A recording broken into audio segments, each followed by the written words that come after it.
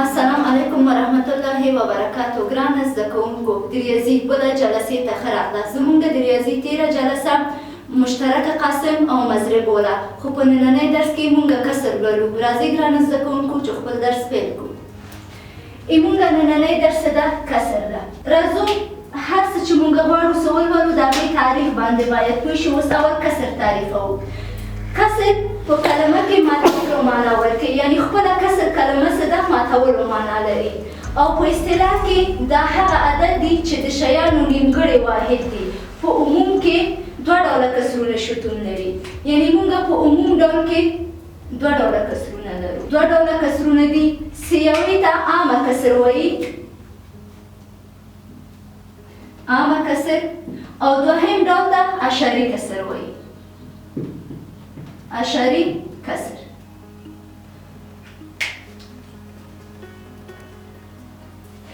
ګرانه زده کوونکو، موږ راځو په عامه کسر باندې خبرې کوو. عامه کسر څه شی ده؟ هر کله چې موږ یو څیز په څو مساوي برخو تقسیموو او له دوی څخه یو یا څو برخه واخلو، موږ پایله د یو عامه کسر په توګه ښکاره کوو چې د تقسیم شوې برخې ټوله عدد په مخرج کې او په پام کې نیول شوې برخې په صورت کې ښیو. دلته راځئ یو مثال ته. لکه موږ یو دایره لرو، یو دایره رسموو. دغه دایره چې دی موږ په څلور برخو باندې ویشو. یو دایره موږ په نظر نیسو، دا دایره موږ په څلور برخو باندې ویشو. داسې فرض کوو چې د دې دایره درې برخه موږ واخیستله، یو برخه یې پاتې شو. د دایره درې برخه موږ واخیستله، یو برخه پاتې شو. دا داسې لیکو چې مساوي کېږي. موږ دایره په څو برخه ویشلی ګرانه زده کوونکو؟ په څلور برخه باندې. په مخرج کې یې لیکو څلور، یعنې یو شی په عامه کسر کې په هره برخو باندې ویشو، ټوټل د هغې کمپلیټ یا مجموع په مخرج کې لیکو. او څو کسرونه موږ نیولی یا څو برخه موږ نیولی؟ درې برخه، یو دوه درې. په صورت کې لیکو درې، یعنې موږ د عامه کسر مخرج چې دي څلور دي، چې د ټولو حصو تعداد موږ ته ښیي، او درې چې دي صورت دي چې نظر وړ حصې موږ ته ښیي.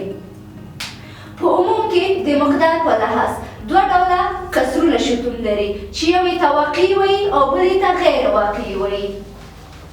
واقعي کسر. ګرانه زده کوونکو، واقعي کسر یو کسر ته ویل کېږي چې صورت یې له مخرج څخه کوچنی وي یا واحد څخه کوچنی ارزښت استازیتوب کوي. لکه موږ مثال لرو 2/4. 2/4 خپله سدي یو واقعي کسر ده. یا همچنان 3/6 دا هم یو واقعي کسر ده. یا کولی شو داسې ځینې نور مثالونه هم ورکړو، لکه 2/23 دا هم یو واقعي کسر ده. یعنې موږ یو جسم په څلور برخه باندې ویشلی ده، د څلور برخو نه موږ دوه برخې اخیستی. دا یو واقعي کسر ده، ځکه کیدای شي چې یو څیز په څلور برخو باندې وویشل سي او دا برخه موږ واخلو، یعنې دا واقعیت لري. نو ځکه دې کسر ته موږ واقعي کسر وایو. راځو ګرانه زده کوونکو په دوهمه برخه چې هغه غیر واقعي کسر و.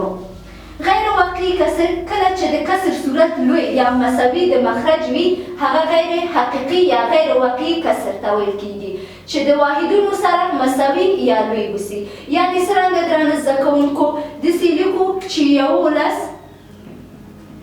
11/15 دا یو غیر واقعي کسر ده. یا همچنان داسې لیکو 4/4، یعنې صورت او مخرج دلته مساوي شو. موږ وویل یا صورت د مخرج څخه لوی وسي یا ورسره مساوي وسي، دا غیر حقیقي یا غیر واقعي کسر ده. یا 0/11 دا هم یو غیر واقعي کسر ده. راځو ګرانه زده کوونکو مختلطه کسر ته یا صحیحداره عدد. هغه کسر ته ویل کېږي چې د صورت او مخرج سربیره صحیح عدد ولري. لکه ښځې شي ګرانه زده کوونکو، تاسو مثال ته 3 موږ صحیح عدد ده. 15/7 دا یو مختلطه کسر ده، ځکه چې هم صورت لري، دې ته وایي صورت، یعنې هم صورت لري هم مخرج لري او هم صحیح عدد وایي. دغه عدد چې دلته موږ لیکلی دې ته وایي صحیح عدد.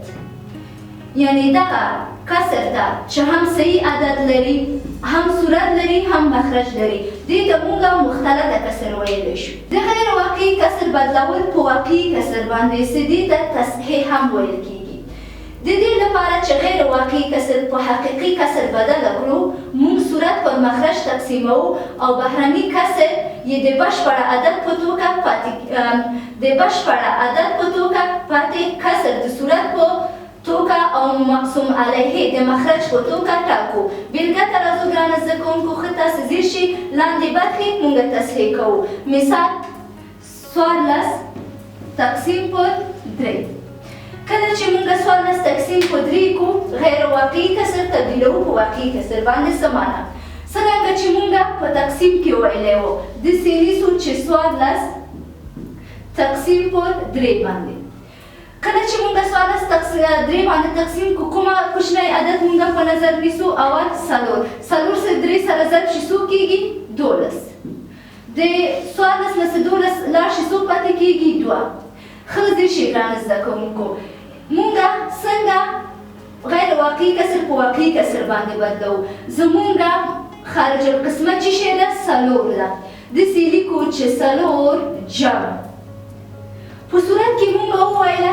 چې باقي مانده لیکو زمونږ باقي مانده څو دي 2 دي یعنې 2 تقسیم پر ایمونږ مقسوم علیه څو ده ایمونږ مقسوم علیه 3 ده لیکو 3 دا په دې شکل باندې هم کولی شو چې ولیکو 4 خاطبه 2 پر 3 باندې یعنې په دواړه شکلونو باندې مونږ کولی شو چې دا ولیکو نور دا ده مونږ غیر واقعي کسر بدله کړله په واقعي کسر باندې د صحیح برخې معلومول په غیر واقعي کسر چې دې ته تایجینس عملیه هم ویل کیږي د دې لپاره چې مخلوطه کسر په ساده کې بدل شي مونږ صحیح عدد د صورت او مخرج سره ضرب او په صورت کې لیکو او مخرج کې تغییر نه راوړو بیلګه ښه تاسو ځیر شي ګرانه زده کوونکو لکه یو عدد لرو 3 صحیح 15 پر 2 باندې دا مونږ اخلو په صحیح برخه باندې یعنی صحیح برخه بدلول په غیر واقعي برخه باندې چې شی کوو ګرانه زده کوونکو هر څه چې مخرج ونه لري د هغې مقدار د ضرب په حالت کې ده د ضرب په حالت کې ده داسې لیکو چې 3 ضرب د مخرج څو دي 2 جمع صورت زموږ صورت څو دي 15 پر مخرج خپله اوس که مونږ 3 ورسره ضرب کړو څو کېږي 21 کېږي لیکو چې 21 جمع 15 تقسیم پر 2 باندې مساوي کېږي 15 چې یو سره جمع شي څو کېږي ګرانه زده کوونکو 6 دا هم خپله پر 2 باندې یعنې 26 پر 2 باندې دا زمونږ صحیح دار عدد چې دا مونږ بدله کړل په غیر واقعي برخه باندې ګرانه زده کوونکو دا زمونږ د ریاضي نننۍ جلسه تر بله جلسه پورې چې زه ستاسو په خدمت کې حاضرېږم تاسو الله پاک ته سپارم خو وخت د خدای په امان